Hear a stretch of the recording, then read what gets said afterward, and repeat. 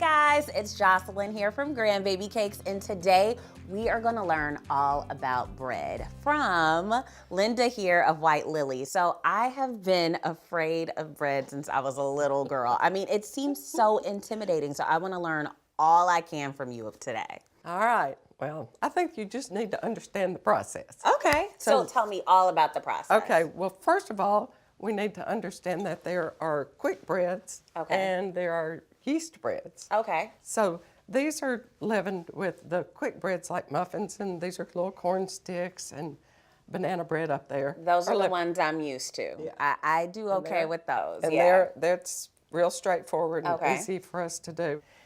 Then there's that whole category of yeast breads. I mean, soft dinner rolls, things like that. Yeah. So let's just make some dough, and we'll see how easy it is. So what kind of yeasted bread are we going to make here? Well, we're just going to do basic white loaf bread, but it's the very same process that every single yeast bread you make. So we can learn everything we need to know from this one recipe. Wonderful. That's right. Okay, so the first thing, most recipes call for dissolving yeast. Some you put it in with the flour and then add hot liquid. Okay, so I always see like instructions where it says lukewarm water. Right, and that's, who knows what lukewarm is. I know, I'm like, what does that even mean? I know. I'm like, is it just kind of warm to the touch? How do you judge when something is lukewarm? Right.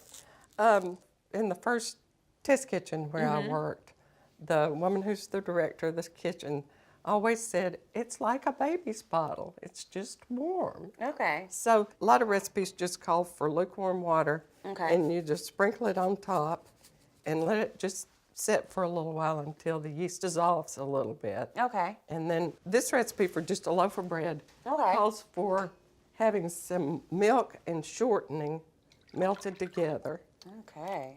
And this is just barely warm. So we're gonna just stir this up. Okay. And then let's put it over here. So do you mix it together? Or do you, okay, so I'll mix it together. Just stir it up.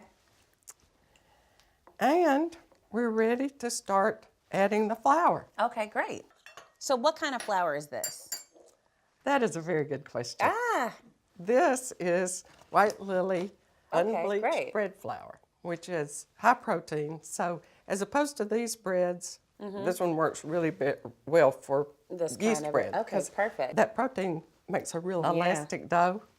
So we're just going to add 2.5 cups. Okay. You don't have to be real particular about, and when I'm making biscuits or cake or something like that, I whisk up the flour and spoon it in lightly and level it off. You gotta be very exact, right? You have to, because it's important in that kind of recipe to have it just exactly the right amount. And then is there like a look to the dough, like when I should know like it's, okay, this is pretty good, or how should it look? Well, just keep stirring in this until it kind of comes together and makes a dough. Well, the dough looks great. What do we do next? I know, this is still kind of soft. And feel of that. Oh. It's kind of wet. Yeah. So this is about as much as we can stir into it, much flour as we can stir into it. So we're going to turn this out onto our pastry cloth. I like this. Flour kind of rubbed into it. And it really, you can rub flour into it and it kind of gradually absorb. Yeah. And then you can just, knead until it gets to be a real elastic dough. So now it needs to rise. So how long should this rise for? It'll probably take it an hour. So all of the little yeast plants will be eating the sugar and forming gas that will be trapped inside this elasticy dough that we've got. Okay. So we'll just put it in a greased bowl. Okay. So it doesn't stick to it. And just cover it with some plastic wrap over it. Perfect. Yeah.